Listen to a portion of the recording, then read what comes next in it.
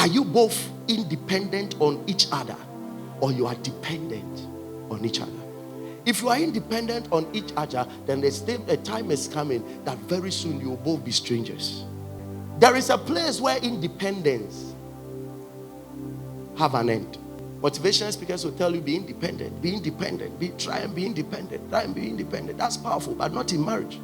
Any couple that tries so much of independence will fail in the middle of a marriage. You have to learn to depend on each other. The only way to bind the ministry of the spirit of the stranger is to make sure that you train yourself to depend on each other. Train yourself to need your partner. Need your partner's input, need your partner's wisdom. Train yourself to need your partner's food, need your partner's prayer, need your partner's presence. You should train yourself to be dependent. I'm not talking about in all relationship there. You dependent you are dead. But if you manage to marry, you need this key. Am I talking to a church here? So in relationship, be independent. But in marriage, train yourself to be dependent. This is what will glue the couple and the partners to the end. You travel and nobody misses you at home. When you leave the home after 24 hours, somebody must be able to miss you. Your partner must be able to miss you. When your cousin may bow was say, kakra.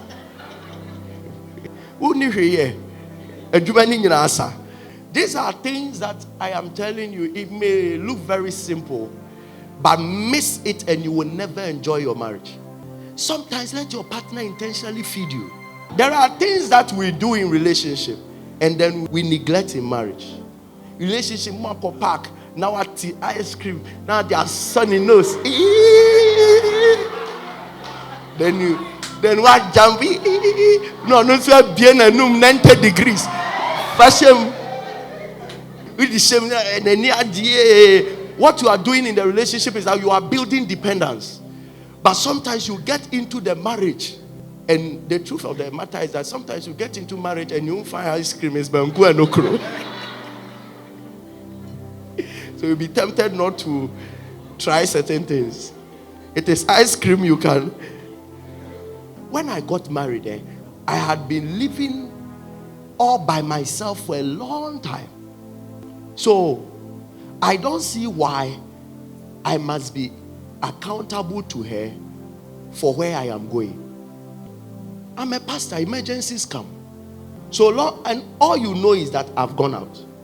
As to whether in my outing I branched at La Paz and then went to Circle and all that, I felt that no, I'm a man.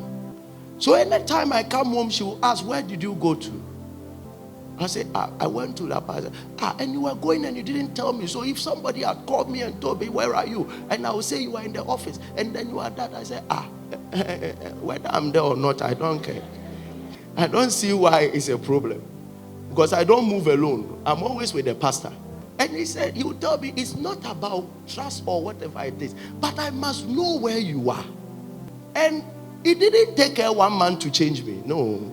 She will complain, I'll go and come and tell her today, I went here and here and here. He said, and you didn't tell me. He said, I forgot. It continued for a long time. That was when I realized she was teaching me the ability to make sure that I am accountable to her until each one of us will have come to that place of accounting to everybody whatever is happening. If you don't build dependence, you will get to a place of living as strangers. There are things that you must intentionally build to a point that you depend on each other. If you are the man, you should position yourself in a way that in your absence, your wife is not comfortable. And the wife too must position herself in a way that in her absence, there are things that the man will not be able to do for himself. So when your partner is not around, what are the things that you know these things are uncomfortable for me. I can't do for myself. Bemane sorry akobo ne board here. Wow. We're training meko. Nwedi. Oba ne bang. Nonso akoye ne jollof. Nwedi. Everybody is depending on himself. At a point in time, that marriage will not stand. You are making decisions, you make it all by yourself. You are spending your money all by yourself. Everything about you is decided by you.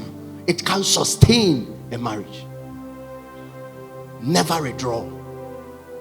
That is a means of withdrawal, and it's dangerous. When that spirit begins to function, people begin to withdraw. You will see them fumbling others, but when their partners come around, they withdraw. Just observe. Sometimes you come to public events like this, and there are partners who you will never find standing together. That says there is a physical withdrawal every single time. One is here, another is here. Physical withdrawal. It's a sign that you are both becoming strangers. And at a point in time, divorce will be simple. Breakup will be simple.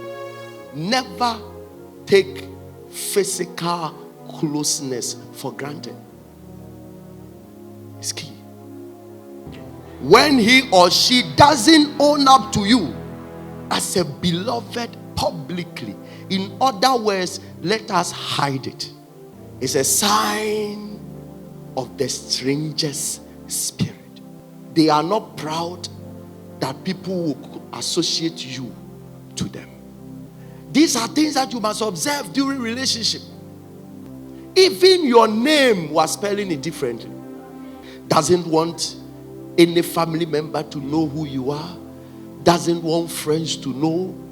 And then you move ahead to marry such a person. And after marriage too, he doesn't really want to show you in any way.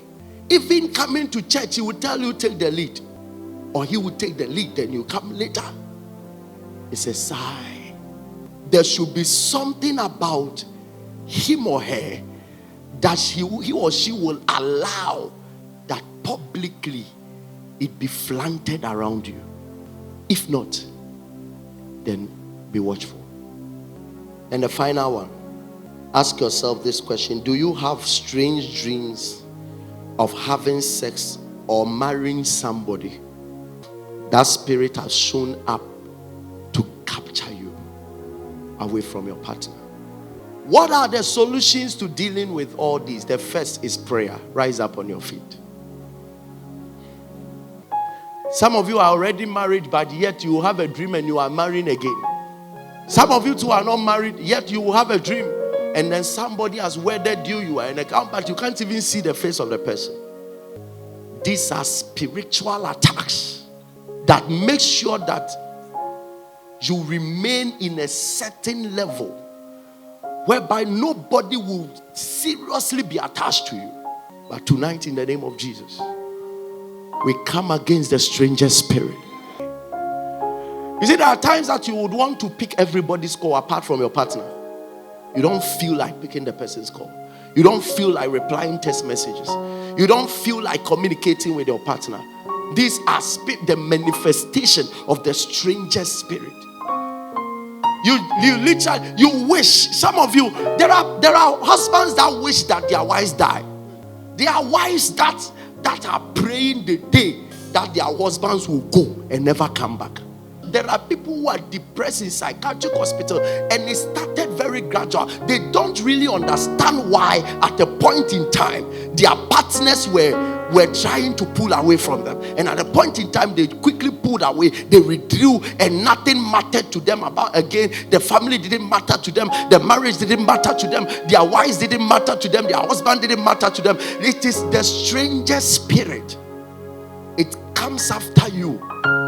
And the next thing is to let you lose somebody that love existed between you and the person. It's the stranger spirit. When it becomes demonic, that one is quite dangerous. The person can spend money on others, but not you. he feels that is a burden to help you. We are going to lift up our voice in prayer. That spirit will not have power over you. I said it will not have power over you. It is the same spirit that makes couples live together happily. Then one travel, by the time he comes back, then he doesn't want to see the face of the other. It's the spirit of the stranger. You start life very beautiful, then suddenly everything turns on. The spirit of a stranger. The very person that you think you are living your whole life with, suddenly he sends you a text message. I have moved on. I have found somebody else. But it doesn't just happen. It starts with the spirit, the stranger spirit. A voice that keeps telling them that you don't belong in this relationship. You don't belong to this marriage. Everybody goes through it. You don't belong. When that voice becomes too loud, that is when a married man begins to pursue and chase young people. Because something is telling him, you don't belong here. Shout this loud and clear. I rise against the stranger spirit pursuing my marital destiny. As I clap and pray, lift up your hands. Lift up your hands. This is the spirit that makes somebody propose to you, and the next thing you won't find the person again. Because the moment he proposed to you, the voice goes and says, you don't belong to this person. Shout this loud and clear. Say, you spirit of the stranger's atmosphere. As I clap my hands in prayer, you are bound in the name of Jesus. Clap your hands and begin to pray.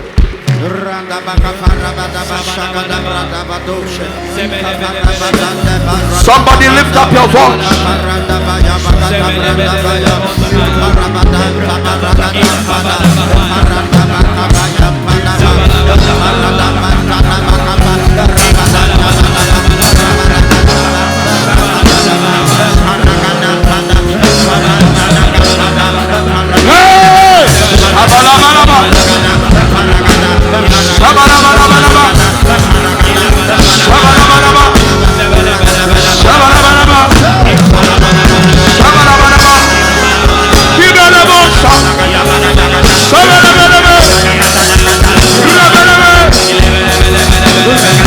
Somebody break out, break out, break out, break out, break out, break out, break out.